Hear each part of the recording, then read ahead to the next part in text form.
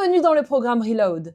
Ici, on va parcourir un chemin qui va t'apprendre à stabiliser ton chiffre d'affaires à 5-6K par mois. Tout ce qu'on va voir est basé sur ma propre expérience. Les erreurs que j'ai faites, les tarifs que j'ai mal fixés, les clients que j'ai mal ciblés et les trous que j'ai eus dans mon agenda. Mais ça sera aussi comment je tiens une activité qui oscille entre 80 et 110 000 euros par an, et ce depuis 5 ans. Ce programme, c'est une base solide. C'est une structure pour rendre ton activité plus sereine, plus cohérente, plus rentable, mais ce n'est pas une destination. C'est un tremplin. Parce qu'un freelance qui dure, c'est un freelance qui s'améliore en continu. On n'arrive jamais au bout, et tu sais quoi ?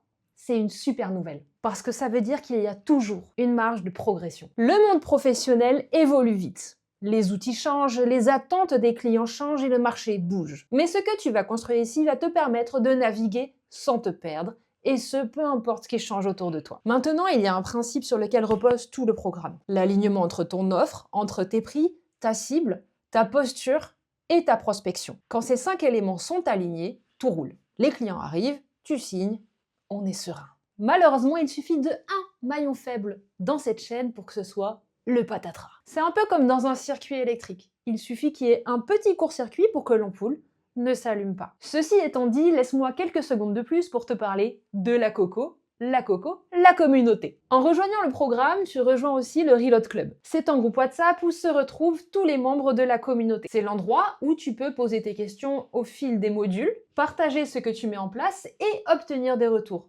de moi-même ou des autres membres. On s'y retrouvera aussi régulièrement pour des lives au sujet du freelancing, pour continuer de s'améliorer même après le programme.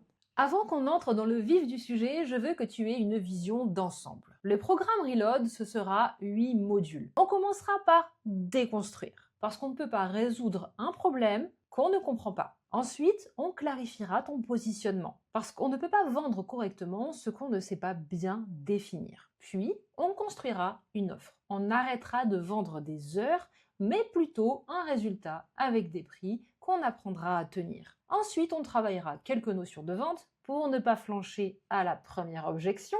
Puis, on détaillera toutes tes possibilités de prospection pour avoir un flux de clients continu. On apprendra aussi à gérer les clients comme un pro dès le premier mail. Et enfin, on terminera par optimiser tout ça pour gagner plus sans travailler plus. Allez, c'est parti Padawan!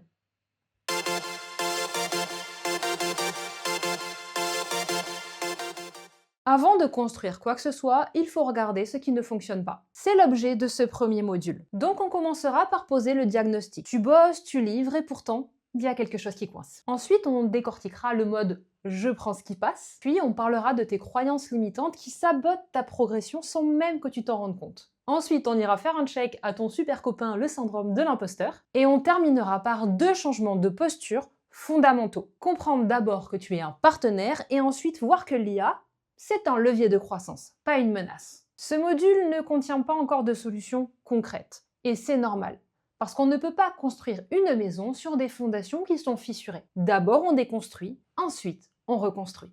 Bienvenue dans ce premier chapitre. On va commencer par poser quelque chose d'important et qui change pourtant tout à la suite du programme. Si tu as l'impression de beaucoup travailler, de passer des semaines à retravailler ton site, à affiner ton positionnement, créer du contenu, te former, relancer des prospects, et que pourtant ton activité ne se stabilise pas vraiment, je vais un peu te spoiler, mais le problème, ce n'est pas que tu n'en fais pas assez. En fait, ce sont 2 choses à la fois. Peu de clients et beaucoup d'énergie dépensée à côté. Des heures investies dans des choses qui ne te font pas vraiment avancer, pendant que le vrai sujet, donc construire une activité stable, reste en attente. La majorité des freelances que j'accompagne bossent sérieusement. Ils sont impliqués, ils veulent bien faire. Et pourtant, ils stagnent. Pourquoi ? Tu l'auras compris, c'est parce qu'en fait, ils essaient de résoudre le mauvais problème. Très souvent, quand ça ne marche pas comme ils le voudraient, ils me disent « je suis peut-être pas encore assez bon » ou « il faut que j'en fasse plus » ou « je vais rajouter ça, ça et ça ». Et là, c'est le gros piège. Très très classique au passage, la surproduction, qui en plus d'être épuisante, est complètement inutile. Surproduire, ce n'est pas être plus professionnel, c'est juste un symptôme de culpabilité et de peur. La peur de ne pas être légitime, la peur que le client doute, la peur qu'il se dise « ce n'est pas suffisant pour le prix ». Et cette peur, Et surtout, cette culpabilité ne te touche pas seulement quand tu as un client en face. Elle te touche aussi quand ton planning est vide. Parce que surproduire, ça ne veut pas dire trop livrer sur un projet, ça veut dire toujours faire plus sans jamais faire mieux. Et ça prend plein de formes. Tu refais ton site toutes les 2 semaines parce que c'est pas encore ça. Tu publies 10 posts par semaine en espérant que cette fois, ça va marcher. Tu ajoutes une nouvelle compétence sur ton profil ou tu proposes un service en plus. Tu changes ta bio, tu changes ton discours, tu changes ton positionnement. Bref, tu te dis, si j'en fais plus, il y a plus de chances pour que ça fonctionne. Sauf qu'en fait, c'est pas du tout comme ça que ça marche. D'ailleurs, si ça fonctionnait, tu ne serais très probablement pas en train de m'écouter. La surproduction, ce n'est pas une stratégie, c'est une compensation. Tu compenses le fait de ne pas savoir exactement ce que tu vends, à qui tu le vends et pourquoi on devrait te choisir. Alors tu ajoutes, tu multiplies, tu produis avec l'espoir qu'à force d'en faire, ça finira par fonctionner. Sauf que si avant de te lancer, tu ne te poses pas les bonnes questions, ça servira à que dalle. Ce que je viens de te dire, c'est le fil conducteur de tout le programme. Et tu vas le retrouver à chaque module sous des formes différentes. La croissance, en fait, ce n'est presque jamais ajouter des choses. C'est arriver à voir et à enlever ce qui ne fonctionne qu'à 20% pour doubler ce qui fonctionne déjà à 80%. Moins de dispersion et beaucoup plus d'impact. Ce programme, en fait, il n'est pas là pour te faire travailler plus. Il est là pour que tu travailles juste. Et avant de passer au chapitre 2, voici un exercice en 2 étapes.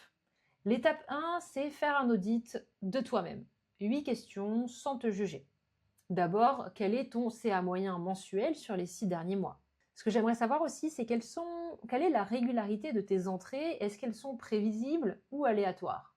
Ensuite, quelles sont les sources de tes clients actuels? En ce qui concerne la clarté de ton offre, est-ce que tu peux l'expliquer en une phrase? Ton dernier tarif proposé, c'était quoi et c'est pourquoi? Ensuite, ton dernier refus client, c'était quand? C'était qui? Et aussi, c'était pourquoi? Et la dernière fois que tu as refusé une mission, si tu en as déjà refusé, évidemment, c'était quoi? La dernière, c'est est-ce que tu oses facturer tes suppléments? Si je te pose ces questions, c'est pas pour que tu sois mal à l'aise ou te faire culpabiliser. C'est pour aller dans la direction qu'on vient de voir ensemble. Parce que si tu ne sais pas où sont tes problèmes, tu vas écouter tout le programme en mode peut-être que ça me concerne, peut-être pas, et en fait, tu finiras par ne rien changer du tout. Parce que le problème n'est pas au même endroit selon les cas.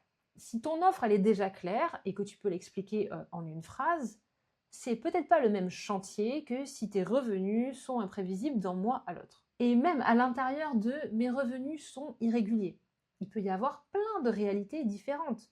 Soit le problème vient de là où tu cherches tes clients, soit il vient peut-être du fait que justement ton offre n'est pas assez lisible pour convaincre. C'est pas la même chose. Et du coup, vu que c'est pas la même chose, c'est pas la même solution. C'est pour ça que j'ai besoin que tu fasses un état des lieux honnête de ton activité, pour qu'on sache sur quel chantier tu vas devoir vraiment bosser. Et la deuxième étape de ce chantier, on va essayer de lui donner une forme physique, en dessinant la mind map de ton activité telle qu'elle existe aujourd'hui. De la découverte de ton profil, en passant par ton tunnel de vente jusqu'à la clôture de projet. Écris chaque étape, dans l'ordre, sans filtre et sans chercher à l'améliorer, ce n'est pas le sujet maintenant. Juste ce qui se passe vraiment, avec des flèches, un peu comme si tu dessinais ton arbre généalogique. Et normalement, si tu es ici, c'est que cette mind map, elle devrait pas être hyper clean. À chaque étape, tu vas peut-être te sentir un peu bloqué parce que tu ne sais pas trop où va l'étape suivante. Tu vas peut-être avoir plusieurs directions, après certains points, partir dans tous les sens, revenir en arrière et peut-être même avoir des trous. Mais c'est exactement ça les problèmes qu'on va résoudre ensemble. Et avant de résoudre le problème, eh bien, il faut le voir. Du coup, je t'ai fait un petit exemple. Regarde, je me suis basée sur ma propre activité pour te montrer ce que ça peut donner concrètement, cette mind map. Je l'ai volontairement complètement maltraitée pour que tu vois bien là où je veux en venir. Dans mon exemple, le chemin, il ressemble à ça. On commence par des posts Instagram ou LinkedIn pour ensuite aller sur mon profil. Et ensuite, on passe soit par un call de découverte, soit un formulaire, soit par mon site qui amène au call de découverte. Le formulaire n'existe pas. Je vous ai dit que je vous avais maltraité l'ensemble exprès. Sur mon site, du coup, on a le formulaire. Donc, soit on appelle directement, soit on passe par là, soit on passe par là. Ensuite, on a une visio. Bon, bref, tu vois déjà le problème. C'est beaucoup trop de chemin possible.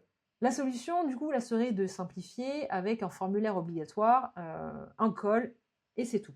Bref, j'ai même ajouté des étapes exprès pour que tu vois à quoi ça ressemble, un tunnel un peu bordélique. Et le tien, du coup, risque d'être encore plus chargé, et c'est normal. Et puis s'il l'est moins, tant mieux, c'est que tu es sur la bonne voie. Mais c'est exactement pour ça qu'on fait cet exercice, hein, pour visualiser. Et c'est ça qu'on va essayer du coup de clarifier tout au long du programme, évidemment, pour une activité sereine. Donc, maintenant à ton tour. Et en fait, tu vas détailler toutes tes étapes.